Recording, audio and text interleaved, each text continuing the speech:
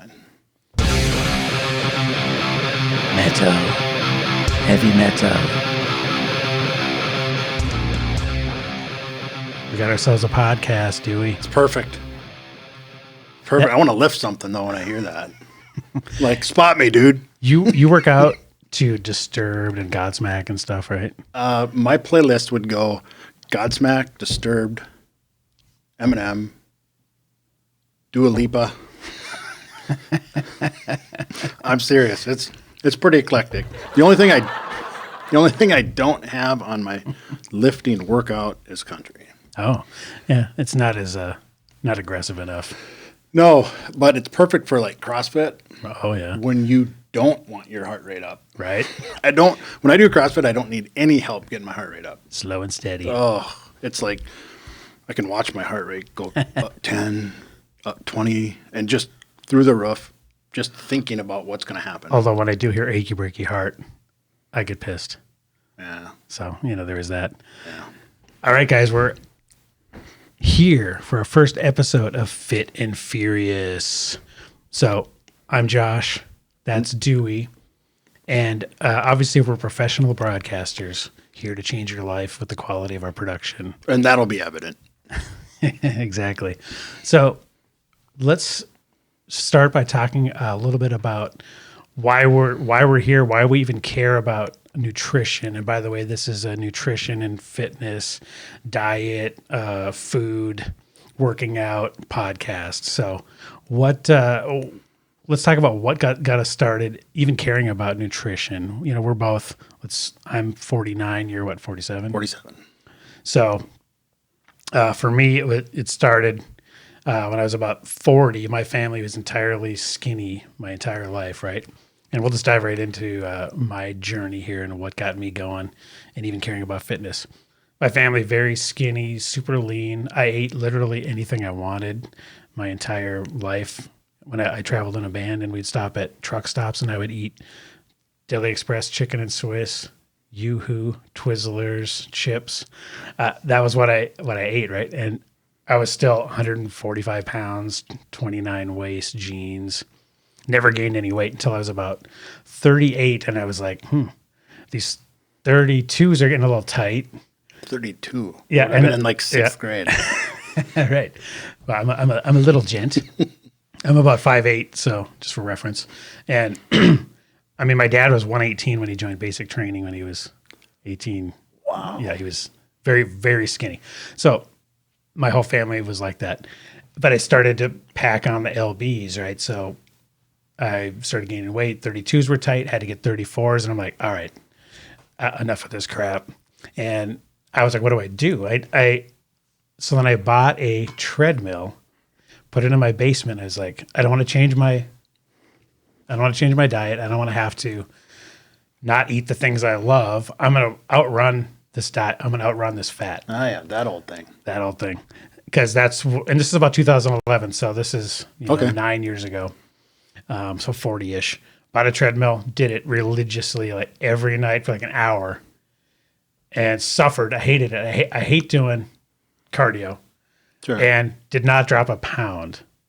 So after about literally 6 months straight of doing that religiously, without changing my diet, I didn't do anything. And then I stumbled upon, at the time there was no keto, there was just Atkins. Mm-hmm. And that was considered super kooky because still is. What, you're just going to eat bacon and eggs? Right. And you're not going to instantly drop dead of a heart attack because of all the saturated fat and meat that you're eating, right? That you can't just eat bacon and survive. Right. So I was like, well, and then I discovered Gary Taubes via Atkins. Yep. And that Good Calories, Bad Calories book was the first one that was the light bulb over the head. Sure. So I literally stopped. I said, all right, I'm just going to cut the carbs and see what happens. I started dropping a pound a day. And I did it for 20 days, lost 20 pounds. Because I went from pegging the needle one way to, no all carbs to no, and I'm a carb addict. Sure. So I was eating bread, pasta, sugar. I liked it in all forms. So once I cut that out, my natural metabolism of my body, my natural lean that was in there was like, all right, finally, we're getting back to normal here, and started dropping a pound a day to the point where people at work, that one gentleman came up to me and said, "Are you sick?" That's the best. I mean, that sounds morbid, but when someone comes up and says, "Is he sick?" That's the best. Yeah. So I was like, all right, I'm onto something here. Like this, for me, this is the lever. It was processed carbs, and if I stuck to protein and fat, I leaned out. So that's what got me even curious about this stuff. And I realized everything that I've been told about nutrition my entire life was bullshit. The food pyramid. Remember the part of a balanced breakfast when you're eating your Cheerios, Frosted Flakes, Cheerios on the box says good for your heart. heart healthy, How the hell is low fat, heart healthy, low fat? And when I was in the 80s, when I was in high school, and they started to come out with, remember Snackwells? Oh, Right, the gummy bears. Yeah, and Snackwells, they were the good for you snack. Oh, the Remember low that? fat. Oh, yeah. It was low fat. All they did was take the fat out and put tons of sugar in. Yep. Replace it with sugar. So yes, it was low fat. So I was raised But in it was a natural sugar. Oh yes, natural. So I was raised to think that fat evil, sugar fine. Fat makes you fat. I remember my grandfather had because it makes sense. Like, oh, you're clogging your arteries with all that saturated fat. Right. My grandpa had a heart attack in the mid 80s. One of the things they made him do was switch from butter to margarine. Makes sense. I mean, Go talk from the pure worst. animal fat to something made in a lab. Yeah, exactly. Some type of melted plastic. Right. And that his doctors were telling him that was going to improve his health, and that was what he needed to. Don't give up this butter that your body tells you is good. Your body instinctively, it's good for you. Don't eat that. Eat this melted down petroleum, basically. And he did. He stuck to it, and he didn't improve his health, obviously. Right. So that's the kind of things that I was exposed to. But not to get off on a tangent, because I'll go off and I'll define the furious part with this right here. But that was by design. Oh, There's no money. Yeah. There's no money in your grandfather being healthy. right.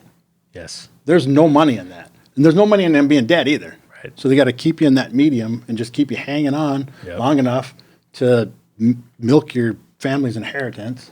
Right. Yeah. Yeah. Yeah. I mean, anyways. No, that's 100% true. And that what you realize is the nutrition industry, the medicine, pharma, whatever, all health related industry they're there to make a profit. They're not altruistic.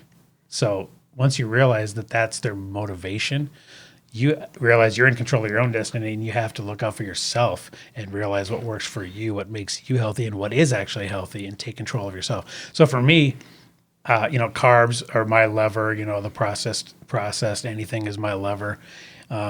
Addiction runs in my family big time, and so for me, I'm kind of an all or nothing guy. So I can't socially eat carbs.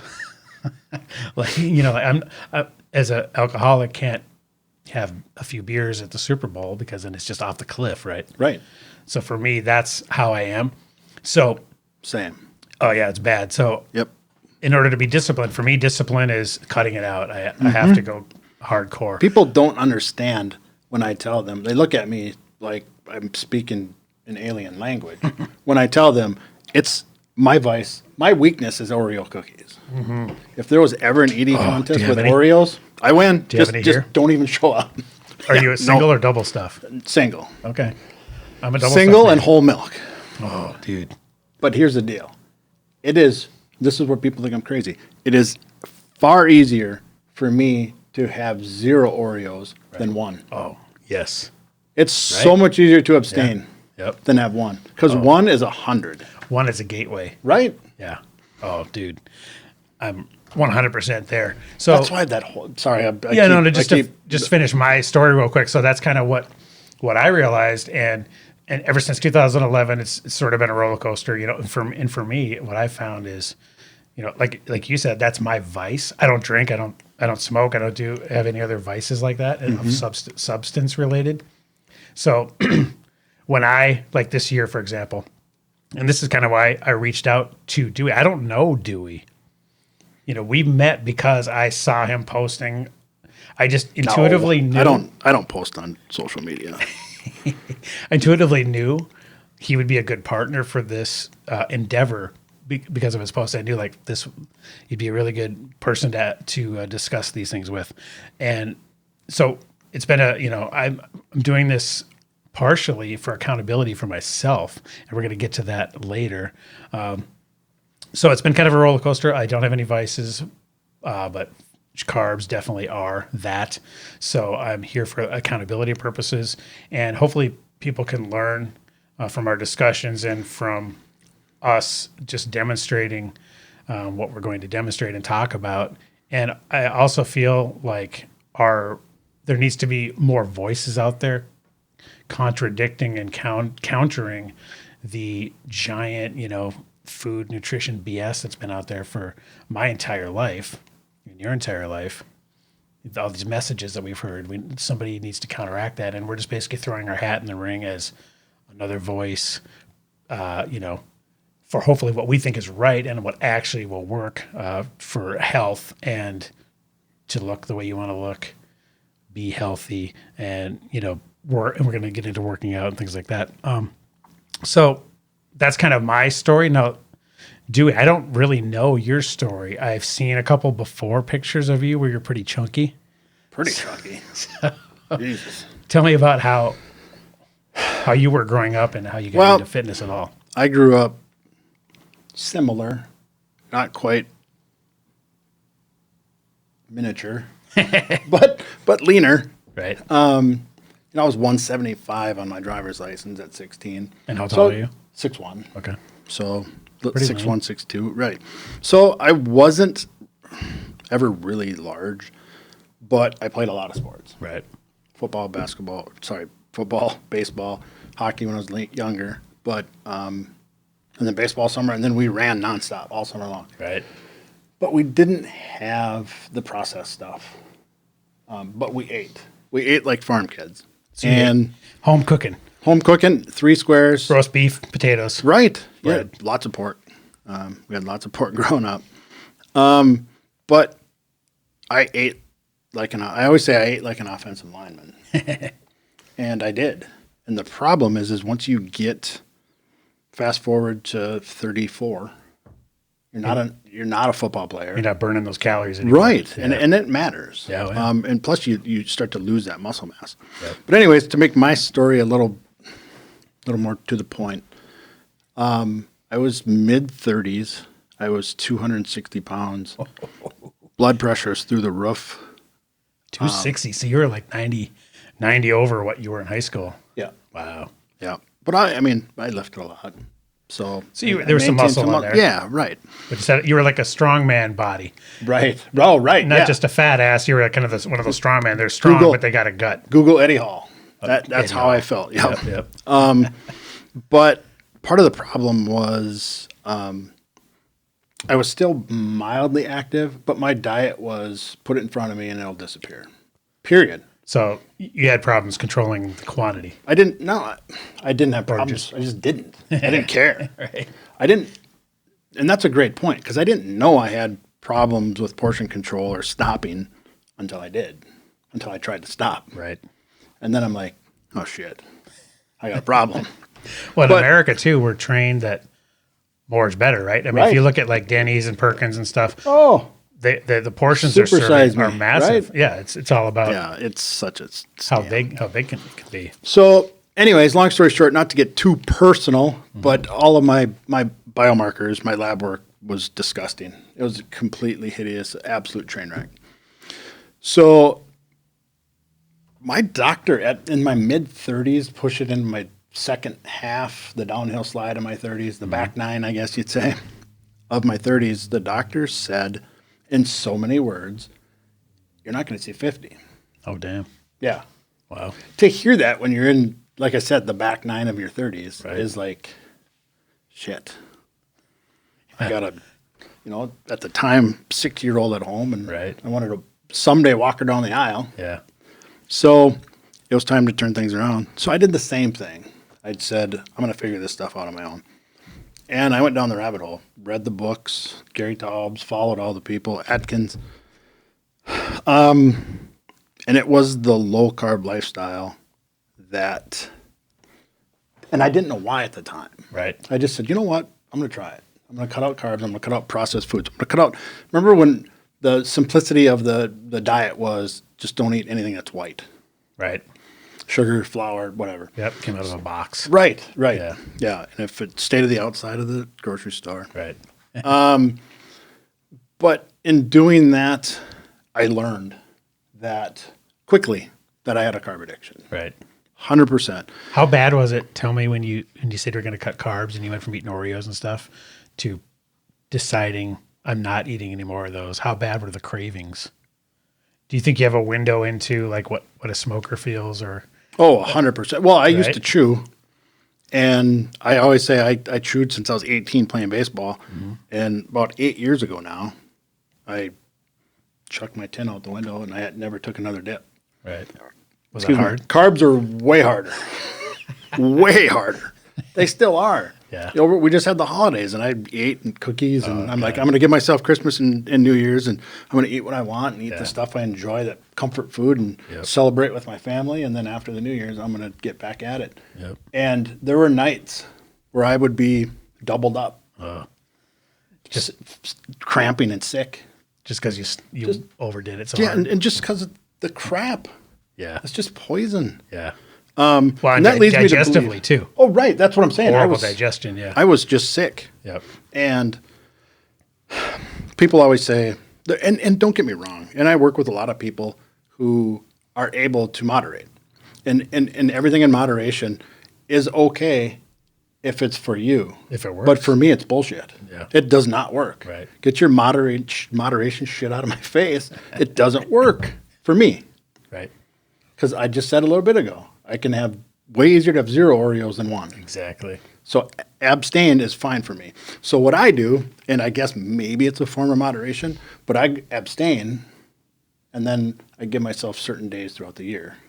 Like Christmas is one of them. cheat days or whatever you want to call them. Yeah, where I can't, I'm not just going to have 1 Oreo, but I'm going to eat 10 of them. Yep. And I can, Yep. because I don't do it the rest of the year.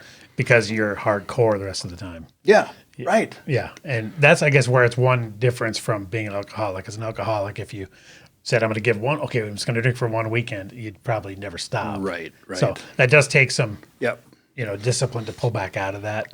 So not like we're equating ourselves to alcoholics or anything, but Right. we're just talking about how powerful Sure. the cravings are. I remember when I was the first time I ever dropped carbs, when I read Gary Taubes' book, I mean, I would smell things that smelled anything like bread and just like, I mean, it was physical. I'd salivate in the bakery. In the bakery section, Hornbachers, I'd have to go the other way. I'd literally start drooling. Oh God. And it's addictive. There's some arguments out there that it's not a chemical addiction. There's no proof of it. There's no scientific data that backs it. I don't care. I don't care. If you can't control yourself, that's an addiction. Exactly. And people, well, it's just a really strong habit. I don't care. Yeah, whatever. I can't stop Call eating it. it what you want. Yeah, give it a name. When I eat it, I'm unhealthy and I can't control it. So Right. therefore I'm not able to do it. Right. And you would hope that people that have that knowledge about themselves would act on it in the way that we're doing. Right. So anyways, fast forward to not too long ago, a few years ago, I actually took the step to educate myself and get some certification in nutrition and actually help people. now when you were going through that stuff, now knowing like the kind of the low carb, approach that had worked for you, was the nutrition information that they were teaching you congruent with that? Was it consistent with that? That's funny you say that, because everybody says in the nutrition world, in the science world, they're like, carbs are carbs. They're good for you. You can eat them. You can have as many as you want, as long as you don't eat too many calories. Yeah, it's always calories in, calories out is what they care about, but right? guess what? They say that. But then when you actually peel away the onion, they go, easy on the carbs. and it's such bullshit. Well, when they have to know what the thing is with this kind of stuff and weight loss and nutrition, it either works or it doesn't, and you see the results. Here, If people aren't losing weight, then your shit isn't working. Right. Exactly. It's not working for you. I'm going to Or give if you're a everyone nutritionist, right. And part of the nutrition coaching Nobody can pull up Facebook right now and not see an ad for nutrition coaching or some type of nutrition company that's offering a plan. Yep. But here's the deal. This is free. This is how everyone can sniff out the scam. I'll put my wallet away. Okay. Here's the scam. When you see those ads on Facebook and they say, eat what you want and still lose weight. Yeah. Complete bullshit. You're going to sign up. You're going to give them $300 and they're going to say, whoa. Put those cookies away.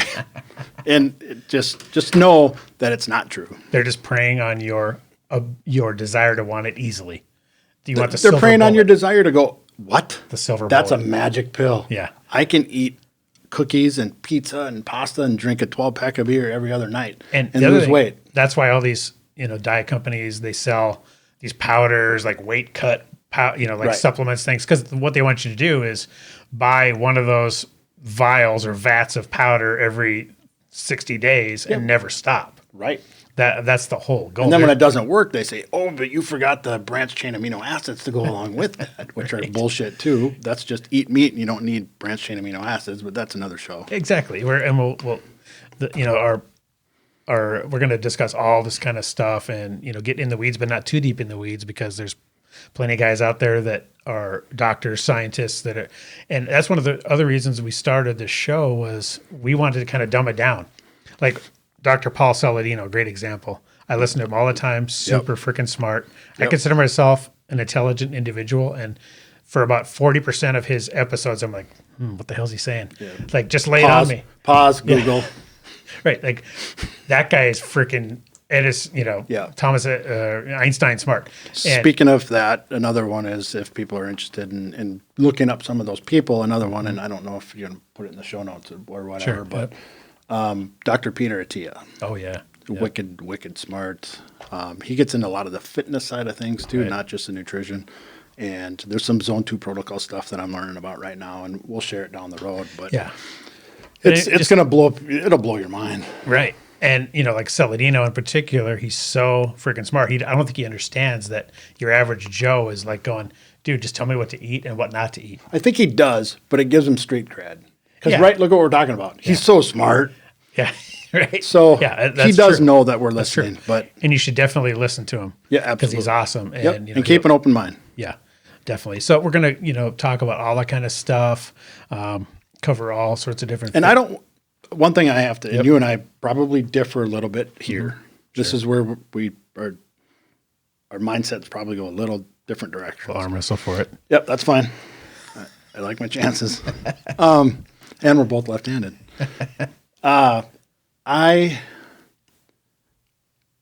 am a fan of carbs when they're used as a PED for athletic performance. I don't disagree with that. They're not at all. They're a tool. Yep. But fuel your workouts. Mm-hmm.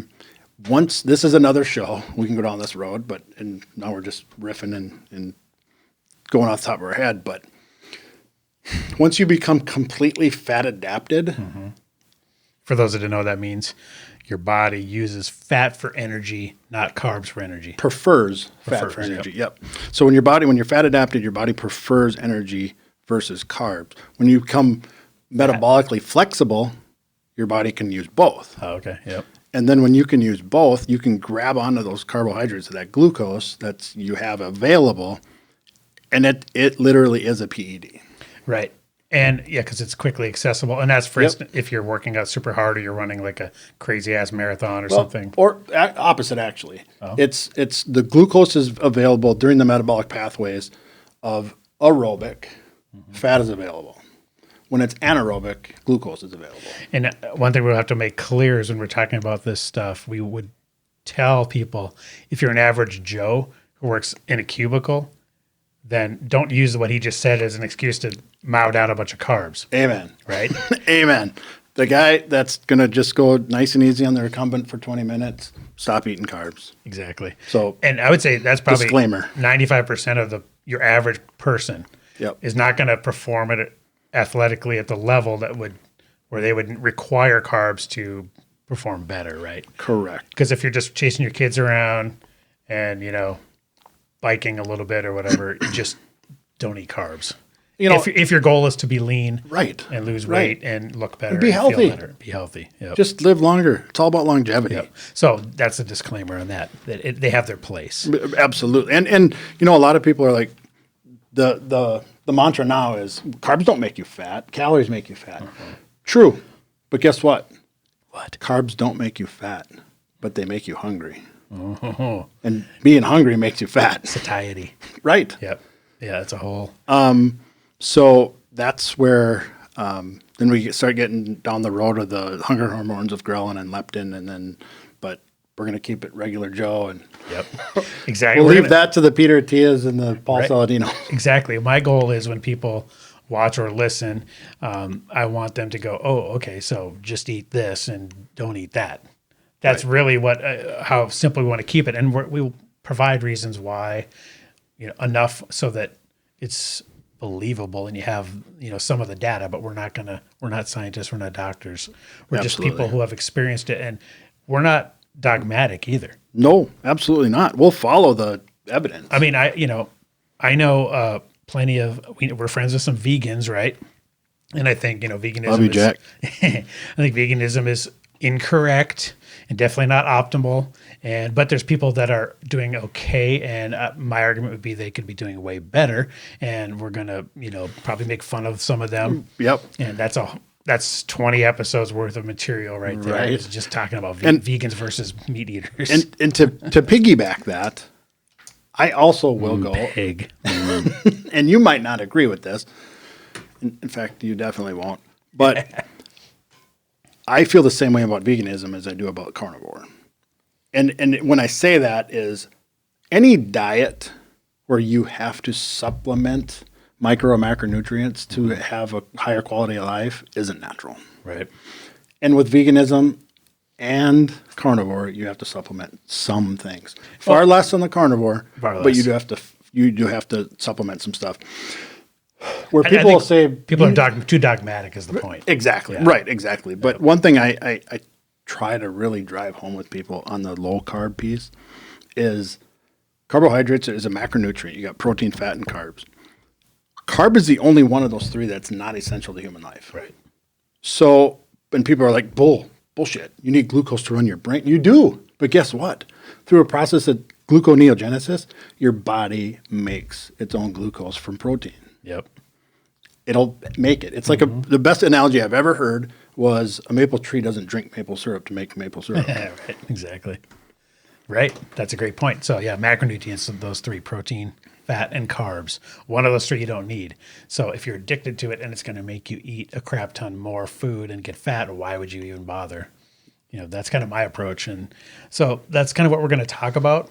So, and one of the things we're going to do, since 2020 was a completely shit year for me, business-wise, personally, a lot of stuff went on. So I sort of went off the rails and got fat again. And I got to pull up so what we're going to do, we're going to have a little segment every week called How Fat Is Josh? Oh, it's the voice of an angel right there. Yeah, that's you, right? That was me, yeah. That explains why I sing backups in my band and not lead. Explains why I don't even sing in the shower. So we're gonna use me as an experiment, and this is also as a demo, and as some accountability for myself. We're gonna establish some metrics. We're gonna track where I'm at on a bunch of different measurements and weight and things, and I'm gonna tell you what I'm gonna do to counteract that, and we're gonna track my progress. So we're gonna have a show once a week. So search for Fit and Furious. Well, if you're listening right now, you found it obviously, but we're going to be on YouTube and audio podcast. Probably too. because I sent it to you. Yeah, that's right. Dewey, the social media master. I'm hardly on there. So here's the things we're going to track on me. We're going to track the normal kind of like old school way of tracking, the BMI, which is like the weight. Disclaimer, because you brought it up earlier. Right. BMI. Bullshit. If your waist is over 40, you don't get to say that the BMI is bullshit. Okay. I agree. And I'm even including that measurement just because it's kind of an old school one. Right. But the problem is everybody goes, like before we started recording, you brought up Arnold Schwarzenegger. Right. He'd be considered obese by that. He'd be considered obese. Yeah. So everybody that's got a big, huge beer belly and they got 45% body fat brings up Arnold Schwarzenegger. Right. And if I grab the tape and it goes around just above your navel and it's over 40 and you're a male, you don't get to use the BMI bullshit story. And the taller you are, the more that matters. Right. Because I'm 5'8", so I don't get to even be 40 around. Right. Because my number's even smaller. Yep. So we're going to track that. We're going to track my overall weight. And disclaimer there, as I start gaining some muscle, which I will because I'm going to be working out again, but that's going to be slow. Fat loss is going to be much quicker. So my weight will drop. So fat and water. Yeah, so that's something to track. My waist circumference, which we just talked about, also arm, neck, and thigh. We're going to use the caliper. You got the caliper handy, right? Yep. So that's you grab some of the fat love handle area. And we're going to check that out, and that's going to be one measure of body fat percentage. And then also you'll just kind of see, I'm going to show you in fact, let's do it right now. So if you're listening to the audio version of this, check out Fit and Furious channel on YouTube if you want to see this monstrosity in person. All right, so let me get the mic up here. So you go ahead and provide. So let's just take a look here. You provide the commentary, and this is what we're working with. And people on audio, be happy you're not seeing this because it's kind of. I'll turn to the side a little bit. Yeah, I mean I can't even button these. These are 32 jeans, and I can't even button them right now, and that's sad to me. So that's kind of what we're working with, and I'm not. It's not who you are; it's where you're at. And I'm not even as embarrassed about this as I should be, because I know I can change it. So go ahead and caliper first. All right, so show what you do. Like this is going to be kind of backwards, but I need you to you'd be on the right side or what? All right. Yeah, it's technically the right side. Okay. So what we do is about an inch above the hip bone, so we can relax.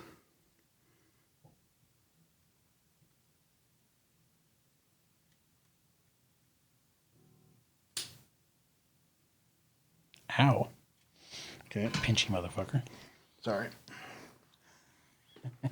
Okay, so you just grabbed some of my love handles there and then stuck a caliper on it. Wasn't as bad as you're saying. So what was the verdict? What did it read? How old are you? 22? 49. Oh. Okay, I got worse news then. You are 32.8% body fat. That's not good, right? And it's not ideal. What is Brad Pitt in Fight Club? What's his body fat percentage? Like How close am I to that? 4.5. Oh shit! So I'm only 28% away. Oh, you're right there. Just keep pounding the rock. All right, so. All right, we'll do neck. Neck.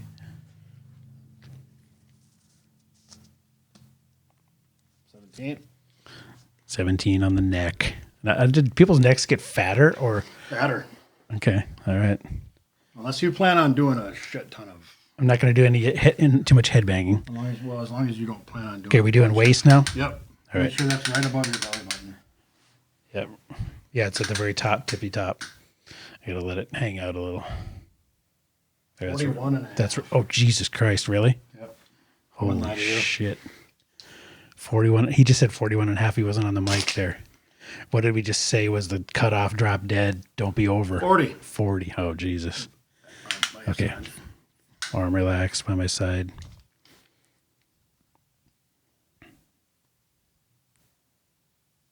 15. 15 bicep. Yep. We'll just do one. Just like Hulk Hogan. Yep.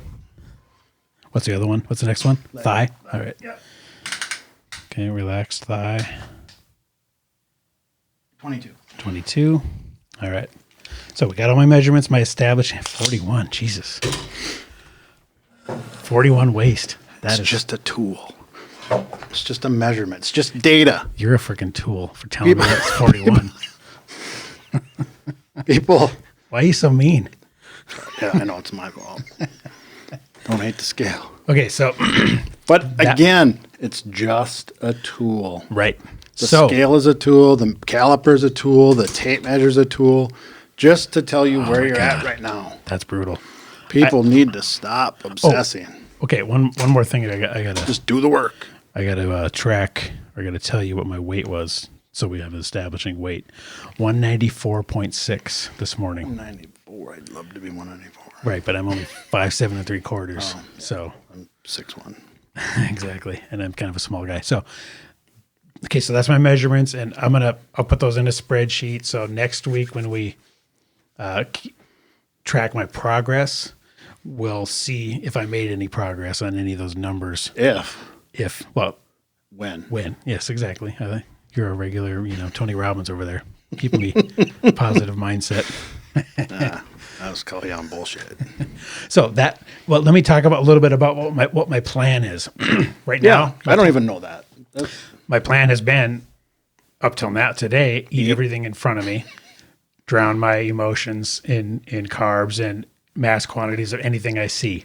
Sugar on fat on sugar. Not holding back. Yeah. Today I had KFC, like Chicken Little sandwiches for lunch. Side note, I haven't had fast food in 7 years. Holy shit. Of any kind. Well, Subway doesn't count. Is that because of this kind of stuff? Like you're just avoidance, or you just don't like it, or what? I don't like it anymore. It's shit. Yeah, well, it is. But then it's part of my addictive personality, my Right. OCD, where once I have gone, it's like when I quit chewing. Right. I've gone this far. And you're not, wild horses couldn't drag me into McDonald's. Well, funny, that's what it's made out of too. Right. Good point. You can see the marks where the jockey was whipping it. So funny. Oh, wait. Funny side story. There you go. Side note. What the hell were we just talking about? Oh, McDonald's, the McRib. How freaking ridiculous is the McRib? It's shaped like it has bones in it. Right. But it's all just ground up, and then they put Pressed. it in a press. Yeah. And, I mean, come on. Who are you fooling with that shit? But it's fucking delicious. You know what the funny thing is? It's delicious. I could probably eat 50. But I won't. McRibs are fuck. Here's the other reason why these things are so addictive, and I learned this term from Gary Taubes: hyper palatable. Yep. And that was a light bulb moment when I read that, and he said, the reason that you eat so much of these is they're hyper palatable, meaning you can just keep going and you'll be full and you won't stop because they're hyper freaking palatable. Yep. So my goal, and what's worked for me in the past, like I said, I've been doing some version of, at least been aware of some version of nutrition and low carb kind of lifestyle. What I'm going to do is I'm going to cut carbs completely. For me, like as a binary person who doesn't have the ability to eat stuff in moderation, I pretty much have to cut them out, which means I'm also going to eat meat. So I'm going to eat, steak, ground beef, pork. No, are you going to go carnivore or are you going keto? Pretty much. Keto? Yeah, because I don't like vegetables and I don't see the need for them. And What about fiber and gut microbiome? don't Is that need it where because, in fact, I just listened to a Paul Saladino episode talking about fiber, and all it does is, it doesn't do anything beneficial. No, well, for me, is where me and Dr. Paul are probably going to disagree, is when I'm super low carb or keto and high fat, especially when I'm high fat, Yeah. I can shit through a screen door. I need a couple fiber tabs a couple times a week. Have you tried, altering the fat level compared to protein? Like less, A more little protein? bit. Actually, to be full disclosure, where I've noticed the most improvement is because I fast every day. Right. It cut down on the coffee. Oh, coffee. Nice Yo, day. coffee's a diuretic. Yep. Yeah, that's real bad. So my plan is it's a three pillars, what I call the 3 pillars of optimal health. For me, anyways, it worked for me. And again, we're not dogmatic. You need to do what works for you, right? If somebody's healthy, I'm going to say, great, keep doing what you're doing. I got clients who are vegan, Right. vegetarian, and I support the hell out of them. Yeah, I mean, if I'm it not gonna works tell for you them and not- they're happy.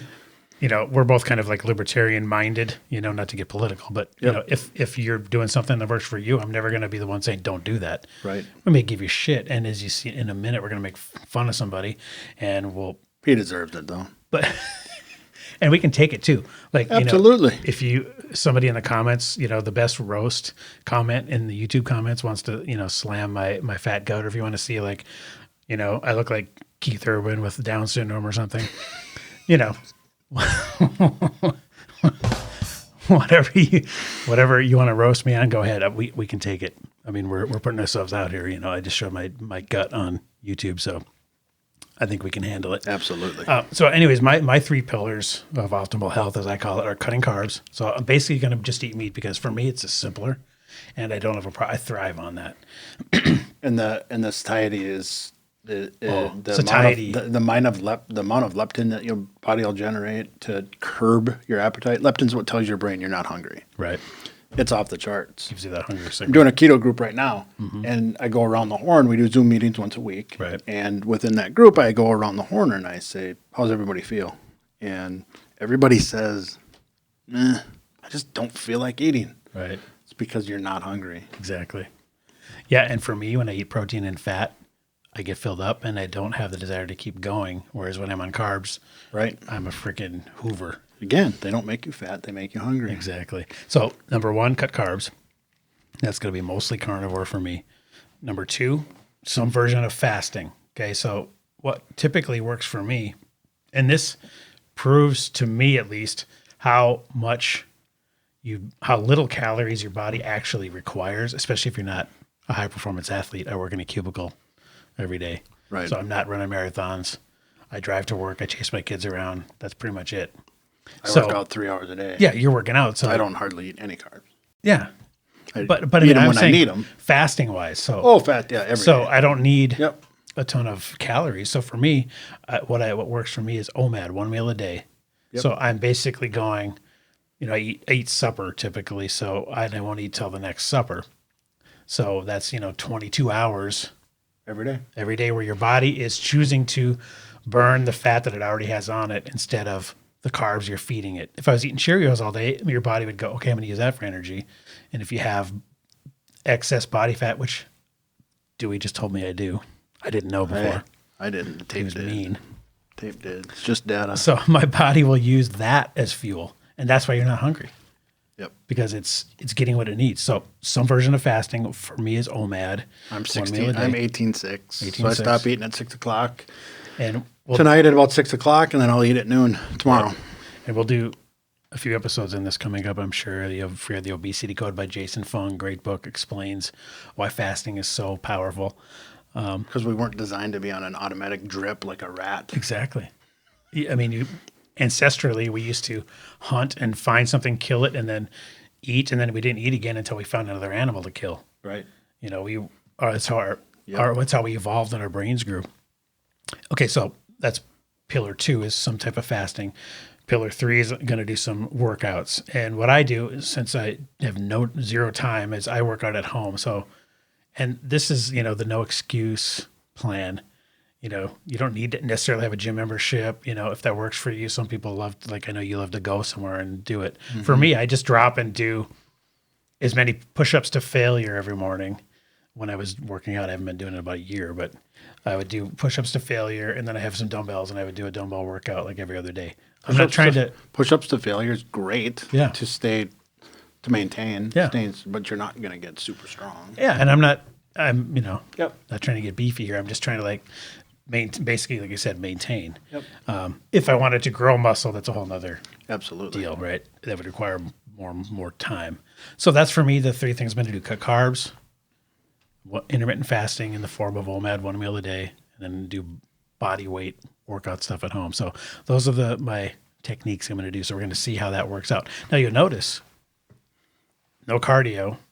There's going to be, I'm not running. I'm not doing a treadmill. Literally all I'm doing is some push-ups and some dumbbell stuff at home. And it's going to be interesting to see. Why? Because you run and do cardio for fitness. Right. Not for use the weight food loss. Not for weight for loss. weight loss. Yeah, exactly. So the amount of fat in your body is consumed by what you put in your mouth, and the amount of cardiovascular health and the amount of muscle you have in your body is by working out and running. And that's longevity. Exactly. So it'll be interesting to see what happens. So anyways, that ends this week's first intro session of How Fat is Josh? The voice of an angel. Pretty fat. I like that. All right. I mean, not that it's making fun of you, but it's pretty funny. I like it. I do too. It's fun to give myself shit. So another thing we're going to do. I think we're going to do too is sometimes just find, reactive videos and try to stay up on kind of nutrition things. Now, have you ever heard of, I know vegans because, with the Game Changers movie, the vegan, stuff is all over the place. Vegan versus carnivore, that whole thing. But very well produced. Oh, very. Game Changers. Very entertaining. Yep. And how many of those guys are still thriving athletes and still vegan? Well, you know what the problem is not to rat them out, but these vegans, bodybuilders, and these vegan strength guys are like, I don't need protein. I get it from beans. And then they're being followed into the gyms and shit, and people are taking videos of their gym bags with whey protein in it. Right. Yep. Whatever, dude. Yeah, bullshit. I mean, it's all propaganda. Anyways, not to get off track, but have you heard of a subset of vegans called fruitarians? No, but it sounds scary. You never heard of fruitarians? No. And you're in fruitarians. Fruitarians. Yes. Okay. So this is people that just eat fruit. So sugar. Yeah, fructose. Yeah, one of the worst forms of sugar out there. I mean, your teeth decay, you lose all muscle mass, and you immediately start to basically starve to death. But there's a whole subset. I mean, interestingly, Steve Jobs went fruitarian to try to save his life when he got pancreatic cancer. Try to starve his cancer. Yeah, and I mean, cancer thrives on that sugar. Right. So if anything, he just hastened his exit. Right. Which is really sad, but I understand he was trying anything at that point. You get that diagnosis, you want to do anything you can. Should have tried carnivore. Exactly. And there's all kinds of, one thing I should mention too, before we get completely off of the how fat is Josh. I should set a baseline now for about how I feel overall too. Very sluggish right now. Okay. Mind fog, brain no fog? No energy, mostly just like you just want to sink into the couch. Sure. Just low energy. You're producing 0 ketones. Yeah. No. Tons of horrible digestion, like bloated, gassy all the time, which I never am when I'm, eating just meat. Disclaimer for our show, when I refer to producing ketones, Right. I don't necessarily mean the keto diet. Right. People go into ketosis. I do CrossFit. I could go into our CrossFit gym right now and pick out a couple of lean athletes who probably eat, and this is no shit. We should have that as a show sometime. I could probably pick out a few of the leaner athletes who go really, really, really hard every 6-7 days a week and go balls to the wall. And those guys, or gals even, I guarantee you they're eating 300 grams of carbs a day. Right. They're in ketosis. Just because they're burning up the glucose. Yeah, right. So it's, when I say producing ketones, I don't necessarily mean that somebody is forcing their body into nutritional ketosis via the keto diet. So I just want to clear that. No, that makes sense. And like I said, we're no doctors, we're no experts, but guess what? We have microphones. And I stayed at a Holiday Inn Express. We have microphones, though, so we're the fucking experts. All right, so come take it from me. It's right here. So fruitarian, back to fruitarian. So this is just a wacky subset of the vegans. So we're going to look at this guy. This guy. Can you full screen it? Yeah. And still maintain our. Yep. So this guy is called Raw Bliss on YouTube, and he's got a crap ton of videos. And this is him. I mean, this should be more embarrassing than my gut video. Is him trying to do push-ups. You should really cut the cockaburs out of his hair. I mean, look at his arms. No rep. Yeah, that doesn't count. I mean, his hair touched the ground. So that counts as a rep. Yep, his hair touched. I just want to grab him and tell him to stop. I mean, look at it. If you had the tape measure on his arms, what do you think that is? 5 inches? Maybe. I mean, there's no muscle there. That's 5. I tell my wife is 5. So, all right, turn it off. Yeah, I mean, dude, have a steak. Can you imagine how much healthier he would be if he just started eating some animals? This is, there's another. I mean, check out Raw Bliss on YouTube. He's an interesting fruitarian, and he's all in. He lives in like Vietnam or Indonesia or something. Look at, he smoked after 10 half-ass push-ups. He did 10, not even girl push-ups. I mean, look at his legs. Female push-ups. Yeah. I know a lot of dudes that got to do those push-ups, so we got to be equal opportunity. Right. Oh, no, Now he's on his knees. the second I set. feel so bad for him. Isn't that just brutal? He's starving to death. Yeah, like all you see is bones and skin. There's no muscle there. And all he eats is apples and grapes. And he just eats these, and where he lives in Southeast Asia, he's got these giant, mangoes and their fruits. That's all he eats every day is just these, and they look beautiful. And I see why he's tricked himself into thinking that it's healthy, because people think that hey, if you have a nice colorful plate full of veggies and fruits, and they think they equate that with health. Eat the rainbow. Exactly. Yeah.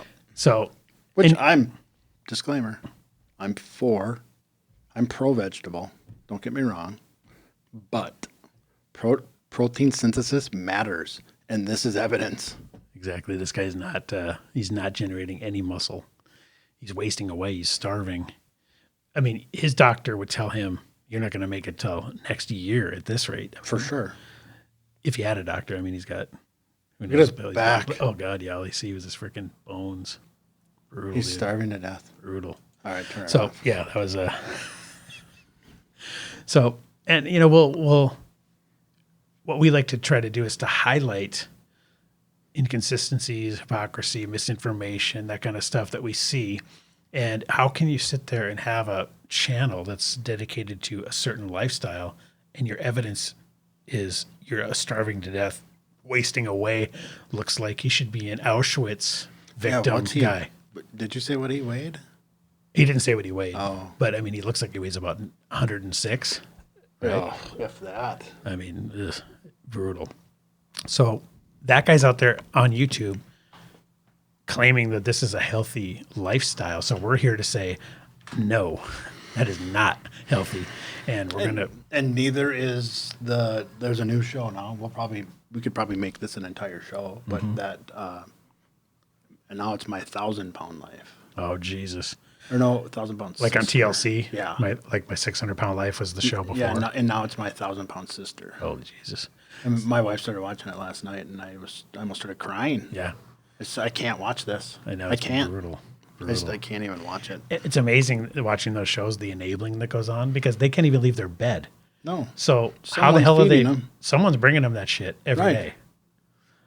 Yeah, makes no sense, man. All right, so that's kind of what I think we're getting close to wrapping it up here. We're coming up on an hour, but that's kind of what this show's going to be. So check us out. Once people like us, then we can do Rogan 3 hours now. Because I just got so much shit to say. Nobody probably cares, but I do have some stuff. I care. Maybe I can rechannel from social media. I care. I care a lot. So we're going to try to do an episode a week. We're going to cover nutrition, fitness, and do all this kind of stuff that we just talked about for an hour here. So follow us along. Go to fitandfurious.com and download the audio podcast. Check us out on YouTube. And we'd love it if you share. If you liked what you heard, and just get some more people listening would be awesome. Yep. Also, I'd like to we're probably getting a little bit ahead of ourselves, but I'd like to see some, like a quali every week and just a Q&A and in the comment section, shoot some questions. Yeah, exactly. Well, that's one thing I forgot to mention. Yeah, on YouTube, you can throw us some comments. We'll definitely look at those because we literally have... This will be one video, so believe me, I think we can get through the comments. We also have an email address, info@fitandfurious.com. So if you want to send any fitness-related questions, insults, things like that to us, go ahead. And they're coming. Yeah, we'll try. I mean, can't wait. Believe me. Be clever, too. I like the funny ones. Yeah, I read YouTube comments. I know what a dumpster fire it is. Oh, yeah. So we're fine. We're jumping in the fray with both feet, so it's all good. The vegans are going to come at us full steam. You watch. Well, the fruitarians will try, but they're too weak to reach the keyboard. They hold them there. Well, they're too weak to even reach the keyboard, so I don't think they're going to be able to tap out an insulting message. All right. Well, we'll see you next week. All right. On fitandfurious.com. Bye-bye now.